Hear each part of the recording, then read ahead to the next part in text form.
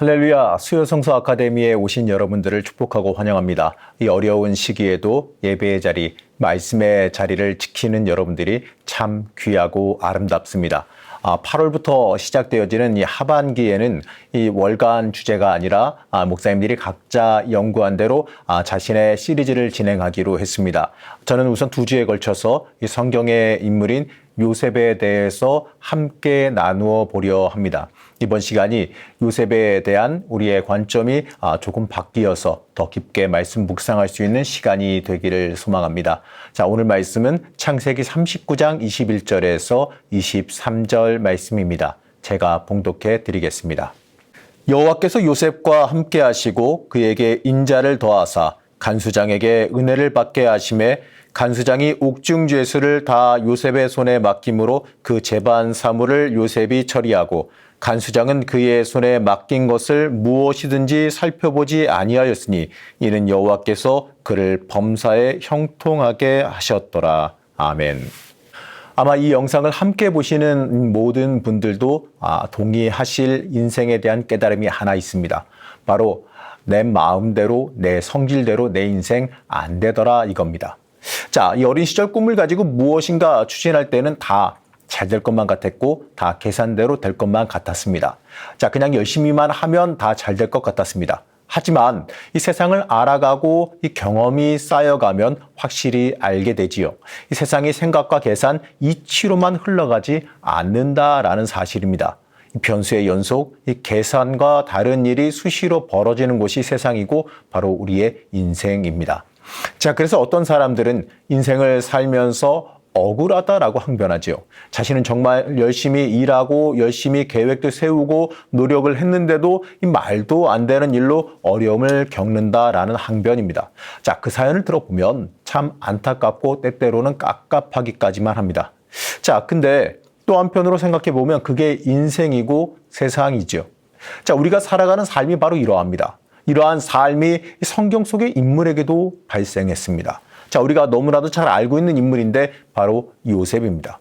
감히 말해보면 이 성경 속에서 욥과 더불어서 가장 억울한 사람, 가장 계산대로 안 된 사람이 바로 요셉이 아닐까 싶습니다. 바로 이 요셉을 묵상하면서 이 변수의 연속인 우리의 인생을 함께 말씀으로 진단해보는 시간 되시기 바랍니다. 자, 요셉의 인생을 돌아보면 부당하게 노예로 팔려가고 억울하게 고소를 당하고 감옥에 갇혔습니다. 하지만 그 가운데에 굴복하지 않았고 결국에는 어떻습니까? 성공했지요. 자, 이것이 우리가 잘 알고 있는 요셉의 인생 스토리입니다. 어떻습니까? 우리가 참 좋아할 만한 드라마 같은 스토리 아닙니까? 자, 부자에서 노예 신세로 그리고 다시 극적인 사건을 통해서 부유해지고 지체 높은 신분으로 올라갑니다. 자, 우리가 가장 선호하는 이 성공 드라마 스토리지요. 자, 그런데 과연 이 요셉의 이야기가 자극적인 드라마 같은 이 성공의 스토리이기만 할까요? 자, 사실 이러한 자극적인 성공 스토리는요, 일반적인 사람의 인생과는 거리가 좀 있습니다. 누구나 극적인 반전을 꿈꾸지만, 자, 어떻습니까? 자, 우리의 인생이 어디 그리 만만합니까? 자, 드라마의 이야기는 드라마 속에만 있습니다. 그러니 우리의 인생에 이 드라마가 인기 있는 거 아니겠습니까? 자, 우리는 이 요셉 이야기의 결말을 잘 알고 있습니다. 자, 그러다 보니까 이 결국은 성공했다라는 그 관점으로 요셉의 인생을 바라보고 그의 일생을 읽어갑니다. 자, 만약에 우리가 그가 성공한 그의 인생의 결말을 모른다면 어떻겠습니까? 자, 우리가 그 성공의 이 결과를 모른다라고 하고 그가 당하는 이 모든 어려움을 우리가 바라본다면 어떻겠습니까? 아마도 저는요, 그 모습에서 우리의 인생에 깊게 와닿는 접점을 만나게 되리라 생각합니다. 아버지의 사랑을 받으며 편안하게 잘 지내던 요셉에게 큰 일이 발생했습니다. 갑자기 인생의 경고도 없이 형들에게 편안의 상징인 채색 옷이 벗겨지고 깊고 더러운 구덩이에 쓰레기처럼 던져졌습니다. 자, 그리고 미디안 상인에게 상품처럼 팔려갔습니다. 이 팔려가서는요, 그 나라에 적응해야 했습니다. 성경은 이 기간이 얼마가 걸렸는지를 이야기하고 있지는 않지만 이 정황상 꽤 오랜 시간이 지났을 겁니다. 자, 요셉을 노예로 산 이 보디발은 이 성경에서는 그를 갖다가 시위대장, 친위대장이라고 말합니다. 자, 이 사람은 다른 사람의 삶과 죽음을 마음대로 할 수 있는 생사여탈권을 가진 힘이 있는 사람입니다. 자, 일반적으로도 이런 곳에서 말도 잘 안 통하는 외국인 노예가 버티기는 쉽지 않을 겁니다. 자, 요셉은 참 뭔가 그의 인생의 어느 순간부터 계속해서 꼬여가는 것 같습니다. 가도 하필이면, 노예로 팔려고도 하필이면 포악한 군대 권력자의 집으로 들어갑니다. 자, 평안하고 빛났던 청년의 시절이 철저히 무너져 내리고 있습니다. 자, 그런데 성경은 이러한 요셉을 이렇게 표현합니다. 요셉이 형통했다라고 표현합니다. 아니, 약 올리는 것도 아니고 이러한 상황에서 형통했다라고 말합니다. 자, 요셉이 이 보디발 장군에게 잘 보여서 이 집안을 관리하는 관리자가 되었기 때문이겠지요. 자, 그리고 그 이유를 이렇게 말합니다. 여호와께서 요셉과 함께 하심으로. 자, 노예가 형통해봤자 얼마나 형통하겠느냐 싶지만 그 가운데서도 분명히 성공한 것은 맞습니다. 이 보디발 장군이 자신의 집안을 요셉에게 운영하도록 일임했기 때문에 그렇습니다. 성경은 이 성공에 대해서 명확하게 말하죠. 그가 스스로 얻으려고 해서 얻어낸 것이 아니라 하나님께서 그렇게 만드셨다라고 말씀합니다. 자, 물론 요셉이 부지런하고 열심히 일했겠지요. 하지만 현실은 어디 열심히 한다고 열심히 한 것만큼 다 잘 됩니까? 자, 하나님께는 평범한 외국인 노예를 이집트 최고의 군장성의 집안을 다스리는 자리에 올려놓으셨습니다. 자, 그 집안의 노예 중에서 가장 성공한 사람이 되었습니다. 이제 형통해 가는 것 같습니다. 그러나 항상 쉽게 흘러간 일은 별로 없습니다. 성경은 요셉의 용모를 가리켜서 아주 빼어나고 아름다웠다라고 기록합니다. 물론 이것 자체가 문제는 아닐 겁니다. 오히려 하나님이 주신 외모적인 장점이지요. 하지만 이 장점으로 인해서 오히려 그가 공격을 당합니다. 창세기 39장 7절 말씀은 이렇게 말씀합니다. 그 후에 그의 주인의 아내가 요셉에게 눈짓하다가 동침하기를 청하니. 아, 왜 꼭 그럴까요? 왜 꼭 그러는지, 이 잘생긴 것이 죄도 아닌데 성공 뒤에는 꼭 이러한 공격이 다가옵니다. 그러나 여기에 대해서 요셉은 거리낌 없이 하나님을 의지하며 믿음으로 대답합니다. 창세기 39장 8절에서 9절 말씀입니다. 요셉이 거절하며 자기 주인의 아내에게 이르되 내 주인의 집안의 모든 소유를 간섭하지 아니하고 다 내 손에 위탁하였으니 이 집에 나보다 큰 이가 없으며 주인이 아무것도 내게 금하지 아니하였어도 금한 것은 당신뿐이니 당신은 그의 아내임이라. 그러즉 내가 어찌 이 큰 악을 행하여 하나님께 죄를 지으리이까. 당시 요셉은요 20대 후반의 청년입니다. 자, 세상적으로 유혹에 넘어가는 것이 어쩌면 자연스러울지도 모르는 그때에 그 유혹의 자리를 하나님 바라보며 벗어납니다. 하지만 어떻습니까? 악은 집요하지요. 만약에 유혹에 한번 저항해서 그 유혹의 자리를 벗어날 수 있을 것이다, 그 유혹이 쉽게 사라져버릴 것이다 라고 생각한다면 악을 너무 쉽게 생각한 겁니다. 유혹은 저항하면 더 강하게, 심하게, 집요하게 다가옵니다. 성경은 이러한 유혹에 대해서 대적하고 싸울 것이 아니라 도망가라라고 대답하지요. 자, 이성적으로 논리적으로 따지고 생각해 볼 것이 아니라 도망가라, 그 죄의 자리를 피하고 떠나라라고 말씀합니다. 하지만 인생은 어디 그렇게 쉽게 끝나지는 않지요. 그 여인은 요셉의 옷을 이용해서 그를 모함해서 복수하기로 결심합니다. 자, 요셉의 입장에서 한번 서봅시다. 한마디로 엄청 억울합니다. 잘못한 것은 유혹을 거절한 것, 바로 하나님의 사람으로 정결하려 했던 것뿐입니다. 말씀 앞에 순종한 것뿐입니다. 그런데 왜 하나님은 요셉의 인생을 이렇게까지 몰고 가실까? 자, 어려움 속에서 잘 이겨나가는 것 같았고 잘 풀려나가는 것 같았는데 왜 이러한 일이 발생했겠습니까? 자, 요셉이 뭘 잘못했길래? 이 준비시키려 했다는 것은요, 결과론적으로는 우리가 압니다. 하지만 이 결과를 모르고 당하는 입장에서는 어떤 마음이 들겠습니까? 이 덫에 걸렸을 때 하나님은 침묵하십니다. 자, 우리가 잊지 말고 알아야 될 것이 있는데, 말씀 앞에 순종할 때 그 순종에 따른 저항도 함께 온다라는 사실입니다. 내가 순종하며 하나님을 향하여 전진할 때 그 순종을 방해하기 위한 이 악의 저항이 항상 다가옵니다. 그렇기 때문에 우리가 하나님의 말씀 앞에 순종하기로 결심했을 때에 이러한 저항도 함께 온다라는 것을 우리는 각오해야 합니다. 자, 어찌되었든 간에 요셉의 입장에서는요, 엄청 억울할 겁니다. 자, 여러분 입장 바꿔서 요셉의 입장이라면 어떤 생각이 드시겠습니까? 왜 나에게 이런 일이 일어납니까? 하나님 왜 나만 가지고 그러십니까? 여러분 이러한 항의를 한번 하고 싶지 않으십니까? 하지만 현실은요. 보디발이 요셉을 바로 죽이지 아니하고 감옥에 넣은 것이 그나마 다행이라면 다행일 겁니다. 이 주석들을 보게 되면 이 보디발이 자신의 아내의 안 좋은 행실을 알고 있었기 때문에 요셉을 죽이지 않았다라고 해석하는 경우도 있습니다. 어찌됐든 간에 감옥에 들어간 요셉의 심정이 어떻겠습니까? 자, 그는 우리와 달리 그의 인생의 결말을 모릅니다. 애굽의 총리 대신으로 끝나는 것을 그는 모릅니다.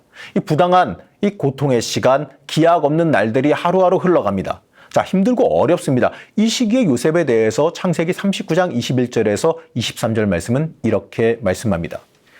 여호와께서 요셉과 함께 하시고 그에게 인자를 더하사 간수장에게 은혜를 받게 하심에 간수장이 옥중지수를 다 요셉의 손에 맡김으로 그 재반 사물을 요셉이 처리하고 간수장은 그의 손에 맡긴 것을 무엇이든지 살펴보지 아니하였으니 이는 여호와께서 요셉과 함께 하심이라.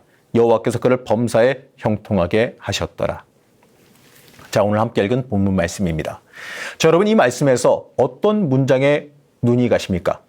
혹시 제일 마지막에 있었던 여호와께서 그를 범사에 형통하게 하셨더라. 그가 범사에 형통하게 하셨더라라는 이 문장에 혹시 집중하고 계시지 않습니까? 자, 감옥에 있는데 그게 무슨 형통이겠습니까? 여기에 핵심 문장은 바로 이겁니다. 여호와께서 요셉과 함께 하심이라. 하나님의 손이 요셉과 함께 하셨습니다. 자, 이해하지 못하는 고난과 언제 끝날지 모르는 고통의 시간 속에서도요, 요셉은 하나님께 순종했습니다. 그 결과가 이 감옥에서 형통함으로 다가왔습니다. 하지만 그럼에도 그 뒤에 펼쳐지는 일은 하나님도 너무 하신다라는 생각이 들기도 합니다. 그런데 하나님이 이러한 우리의 인생에 대해서 이렇게 말씀하십니다. 이사야서 55장 8절에서 9절 말씀입니다. 이는 내 생각이 너희의 생각과 다르며 내 길은 너희의 길과 다름이니라. 여호와의 말씀이니라. 이는 하늘이 땅보다 높음 같이 내 길은 너희의 길보다 높으며 내 생각은 너희의 생각보다 높음이니라. 하나님은 말씀하십니다. 내 생각과 너희 생각 사이에 엄청난 차이가 있다라고 말하십니다. 자, 일반적인 인간의 생각은요, 한 일에 대한 상급과 복을 받아야 한다라고 생각합니다. 이 잘못에는 그에 맞는 벌을 받아야 한다라고 생각하지요. 자, 그런데 그것도요, 사람의 기준이자 사람의 방법입니다. 하나님은 우리의 발행과 달리 하나님의 시간으로 하나님의 방법으로 우리의 인생에 천천히 개입하십니다. 요셉이 고난당할 때 하나님 어디에 계셨습니까? 창세기 39장 21절 말씀은 여호와께서 요셉과 함께 하시고라고 말씀합니다. 자, 믿겨지진 않겠지만 하나님은 거기에 계십니다. 심지어 결코 떠난 적도 없으십니다. 자, 오늘 말씀 21절에서 23절에 여호와께서 요셉과 함께 하시고라는 표현이 무려 2번이나 반복되어 등장합니다. 감옥에서 하나님의 손길을 만납니다. 가장 비참한 자리, 가장 서글픈 장소에서 요셉은 하나님의 손길을 만납니다. 자, 이것으로 인해서 요셉은 감옥에서 그나마 자유로운 존재가 되어서 하나님께 쓰임받게 되는 거죠. 시편 119편 71절에서는 이렇게 말씀합니다. 고난당한 것이 내게 유익이라 이로 말미암아 내가 주의 율례들을 배우게 되었나이다. 자, 이 말씀처럼 하나님은 요셉의 곁에 가까이 계셔서 그를 성장시키셨습니다. 자, 간수장이 그를 신뢰했고 그에게 다른 죄수들을 관리하게 했습니다. 자, 하나님은 요셉의 삶에서 삶의 중심에 계셨습니다. 자, 요셉의 모든 상황 속에서 하나님을 보게 했고 하나님의 손길을 읽게 했습니다. 그 가운데 하나님이 요셉을 들어 사용하셨습니다. 이 감옥에서 쉽게 드는 마음은요, 아마 이런 마음이 들었을 것 같아요. 하나님께서 나를 잊었다라는 느낌, 그러한 생각이 가장 먼저 들지 않겠습니까?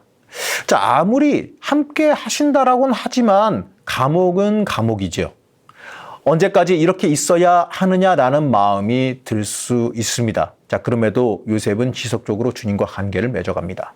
자, 이것만으로도요, 요셉이 형통했다라는 말이 맞습니다. 세상적으로 평안한 것이, 세상적으로 잘 먹고 잘 사는 것이 형통이 아니라 하나님과의 관계가 문제 없는 것이 온전한 형통이기 때문에 그렇습니다. 자, 요셉이 감옥에 얼마나 있었는지는 잘 모르겠지만 왕의 술 맡은 관원장과 떡 굽는 자가 범죄하여 감옥에 들어옵니다. 자, 이들은요 왕의 채측근입니다. 자, 암살의 위험이 있기 때문에 왕의 음식을 맡은 자는 중요한 사람입니다. 이 지체 높은 사람들이 들어왔으니 친위대장이 요셉에게 그들을 수정 들게 합니다. 그런데 요셉은 재미있게도요 이들을 수정 들면서 이들에게 이렇게 물어봅니다. 오늘 당신들의 얼굴에 근심의 빛이 보입니다. 무슨 안 좋은 일 있으십니까? 자, 가만히 생각해 보면요. 지금 상황에서 가장 안 좋은 얼굴을 해야 되고 가장 억울한 표정으로 살아가야 되는 사람은요. 논리적으로는 요셉입니다. 이 사람들이야 왕이 잠시 감정이 상해서 빈정상해서 감옥 보낸 거지 끝까지 감옥에 있을 가능성이 별로 없기 때문에 그렇습니다. 자, 그럼에도 요셉은요. 이들에게 당신들이 불평할 게 뭐가 있다고 생각하십니까? 어디에 더 심한 내 얘기나 한번 들어보십시오. 내가 더 억울합니다. 이러지 않았어요. 대신에 왜 이렇게 슬퍼 보이십니까? 무슨 문제가 있으십니까? 무엇을 도와드릴까요? 이런 식으로 물어본 겁니다. 자, 사람이 자신의 고난, 내가 당한 억울함에만 집중하다 보면요. 다른 게 눈에 들어오지 않습니다. 하지만 요셉은 그렇지 않았습니다. 사실 이게 굉장히 중요합니다. 우리에게 이 주어진 환경과 고난만 바라봐서는 안 됩니다. 그것에 모든 것을 우리가 시야를 뺏겨버리고 거기에 우리의 정신을 뺏겨버리게 되면 다른 것을 아무것도 보지 못하기 때문에 그렇습니다. 우리의 인생을 통해서 하나님께서 역사하실 그 기회도 바라보지 못하고 놓쳐버릴 수가 있게 되는 겁니다. 자, 이제 그들은요, 근심의 원인이 되었던 꿈을 이야기하죠. 사실 꿈하면 요셉에겐 트라우마가 있을 수 있습니다. 어떻게 보게 되면 꿈 때문에 형들의 미움을 사서 애굽에 팔려온 거 아니겠습니까? 자, 그럼에도요, 요셉은 그들의 꿈을 듣고 그들의 꿈을 해석해 줍니다. 자, 술 맡은 관원장에게 그가 원래 본래의 지위로 금방 회복될 것을 말하며 이렇게 말합니다. 다시 돌아가면 잊지 말고 나를 기억해 주세요. 그러면서 자신이 당한 어려움과 이 자신의 무죄와 억울함에 대해서 설명하지요. 저는 이 부분에서 참 요셉의 인간적인 모습을 발견하고 참 공감이 가는 마음이 들었습니다. 아마 저라도 그랬을 것 같아요. 이 술 맡은 관원장이 복직해서 왕에게 은혜 내릴 청년이 하나 있다고 말하면 다 해결됩니다. 자, 요셉이 얼마나 억울하고 얼마나 힘들었겠습니까? 그랬기 때문에 그에게 나를 잊지 말아주세요라고 이야기한 거죠. 자, 진짜 꿈을 해석한 대로 술 맡은 관원장이 복직합니다. 자, 그 모습을 보면서 요셉은 이런 생각이 들었을 겁니다. 내가 꿈을 해석한 것이 하나님의 도움으로 정확하게 해석했구나라는 생각이 들었을 겁니다. 자, 그렇기 때문에 또 이러한 생각 들었겠지요. 자, 이제 나에게도 이 감옥에서 나갈 수 있는 기회가 왔구나. 그렇게 기대했을 겁니다. 하지만 기대와 달리요, 현실은 참 잔인합니다. 창세기 40장 23절은 거기에 대해서 이렇게 말씀합니다. 술 맡은 관원장이 요셉을 기억하지 못하고 그를 잊었더라. 그를 잊었더라. 참 안타깝습니다. 하지만 이게 현실입니다. 꼭 기대와 소망이 그대로 이루어지지는 않습니다. 자, 하나님께서 그럼 요셉을 버리셨는가? 아니면 하나님께서 요셉에 대한 관심이 없으신가? 이러한 생각이 다 들 수 있습니다. 하지만 우리가 생각하는 시간과 우리가 생각하는 기대와 하나님께서 일하시는 시간은요, 항상 차이가 나기 마련입니다. 성경은 더 혹독하게 말합니다. 창세기 41장 1절 말씀에서는 이렇게 말씀합니다.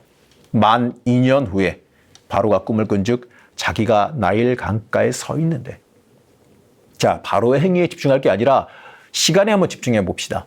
만 2년 후에. 네, 맞습니다. 만 2년이나 흘렀습니다. 요셉은 그 후로 2년 동안 철저히 외롭게 잊혀졌습니다. 술 맡은 관원장이 떠난 후 2년 동안 요셉은요, 그 감옥에 그냥 잊혀져 있었습니다. 만 2년을 잊지 마시기 바랍니다. 너무나도 길고 너무나도 단조로우며 너무나도 가혹하고 외로운 2년입니다. 2년 지났다고 했지 2년을 그에게 알려주고 너 2년 있으면 너에게 응답이 올 것이다 이런 말도 없었습니다. 그냥 기약 없이 억울하게 깝깝하게 2년이 그냥 더 흘러간 겁니다. 미래와 희망이 없이 흘러간 시간입니다. 아무 응답 없이 그냥 2년의 세월이 흘러갔습니다. 자, 그 기간 동안 요셉은 인간적으로 실망할 수도 있고 하나님께서 나를 잊으셨나? 나를 버리셨나? 하나님을 원망할 수도 있었을 겁니다. 하지만 요셉은요, 묵묵히 하나님을 기다리며 의지했습니다. 자, 요셉이 겪은 이 버림받은 상태는요, 어찌 보면 우리에게 가슴 아프게 공감될지도 모르겠습니다. 자, C.S. 루이스라고 하는 유명한 사람은 이렇게 말합니다. 아마도 당신이 받아들이기 어렵겠지만 하나님께서 당신에게 가장 좋은 메시지를 주실 때가 바로 이러한 고통 가운데 있을 때라는 사실을 이해해야 합니다.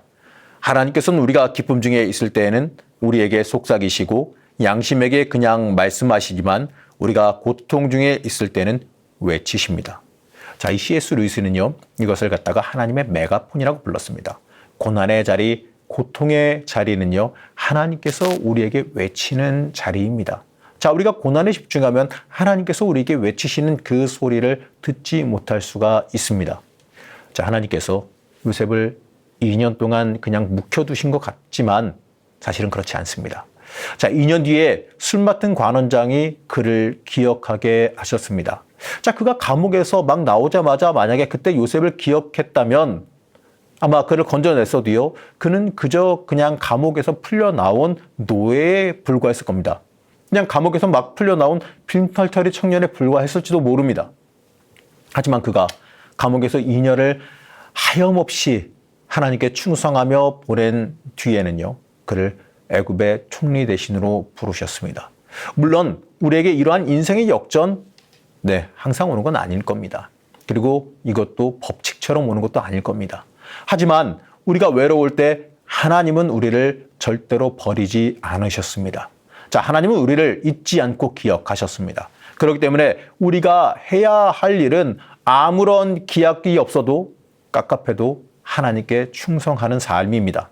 얼마가 될지 모릅니다. 얼마가 걸릴지 사실 모릅니다. 하지만 틀림없이 하나님은 기억하고 계시고 필요의 순간에 우리를 부르시고 연결하십니다. 왜 나에게만 이러십니까?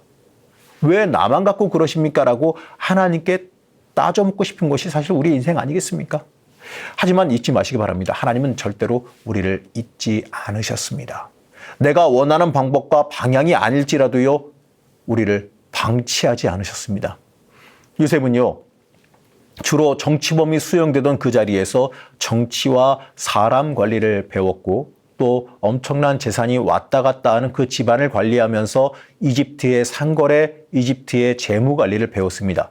또 감옥의 자리는 외롭고 기약 없는 자리, 답답해 미치겠는 좌절과 실망의 자리였을지는 모르겠지만 그 자리는요, 절대로 헛된 자리가 아니었습니다. 자, 우리가 마주하는 삶이 힘겹고 아무것도 보이지는 않을지라도 그 자리는 절대로 헛된 자리가 아닙니다. 내가 지금 지나가는 이 삶이 같이 있어지는 비결이 있다면 끝까지 하나님과 함께 동행하는 삶을 살아가는 것입니다. 자, 어떻게 역사하실지, 어떻게 나를 사용하실지, 어떠한 결과를 만드실지 사실 우리는 알지 못합니다. 알 수도 없습니다. 하지만 하나님과 함께 하려 한다면 내가 하나님께 더 가까이 나아가려 하고 힘들고 어려운 가운데 하나님께 더 가까이 나아가려고 한다면 그 모든 것에 하나님의 역사하심이 있을 줄로 믿으시기 바랍니다. 자, 코로나로 인해서 모든 것이 막혀 있어서 우리의 앞길이 막막하게 보일 수 있습니다. 하지만 우리의 앞에 어떤 일이 펼쳐질지 우리는 모릅니다. 하지만 하나님은 아십니다. 그렇기 때문에 우리를 향해 지금도 말씀하시고 이끄시는 그 하나님의 음성에 여러분들은 집중하시기 바랍니다. 자, 오늘 요셉에 대해서 아주 잠깐 살펴봤습니다. 우리는 그의 성공 이야기에만 늘 집중합니다. 하지만 그 성공 이전에 그는 기약 없이 고난의 세월을, 인내의 세월을, 인고의 세월을 보냈습니다. 그리고 그 세월 동안 하나님께 묵묵히 맡기며 인생의 길을 걸어갔습니다. 그 묵묵하게 걸어간 그 인생의 걸음이 우리가 좋아하는 성공하는 요셉을 만들었음을 잊지 말고 기억하시기 바랍니다. 자, 오늘 말씀을 통해서 요셉의 화려한 그 인생의 결말보다 그가 얼마나 묵묵히 하나님을 전적으로 신뢰하며 걸어갔는지 주목하시기 바랍니다. 고난 중에, 어려움 중에, 아픔 중에 어떻게 하나님을 믿고 신뢰하며 한 걸음 한 걸음씩 걸어갔는지를 살펴보시기 바랍니다. 하나님께 집중한 그 삶이 우리가 닮아야 되는 신앙인의 인생이기 때문에 그렇습니다. 하나님께 요셉처럼 집중하시기 바랍니다. 우리의 인생은 하나님께서 책임지십니다. 묵묵히 하나님 신뢰하며 걸어가는 삶에 하나님의 동행하심이 함께 있는 것을 믿는 주의 자녀들 되시길 간절히 축원합니다. 잠시 기도하겠습니다. 우리를 인도하시며 지키시는 하나님, 우리의 앞길은 하나님께 전적으로 달려있음을 고백합니다. 요셉의 이야기를 통해 그가 묵묵히 순종하며 걸었던 삶을 돌아봅니다. 우리도 화려한 성공보다 하나님께 묵묵히 충성하며 걸어간 그 삶을 주목하고 본받게 하여 주시옵소서. 힘든 삶 가운데에 우리를 인도하시는 하나님의 역사함, 묵묵히 고난의 길을 걸어가는 우리를 응원하시며 동행하신 하나님의 역사하심이 있음을 보게 하여 주시길 원합니다. 고난이 있어도 하나님께서 동행하신다면 그 자체가 복임을 깨달아 알게 하시고 코로나로 인해서 어려운 모든 상황을 하나님 의지하면서 이겨내게 하여 주시옵소서. 이제는 우리 구주 예수 그리스도의 은혜와 하나님 아버지의 무한하신 사랑하심과 성령 하나님의 감화 감동 역사 교통하심의 은혜가 하나님 철저히 신뢰하며 살아가는 모든 성도님들의 삶 위에 함께 하시기를 간절히 축원합니다. 아멘.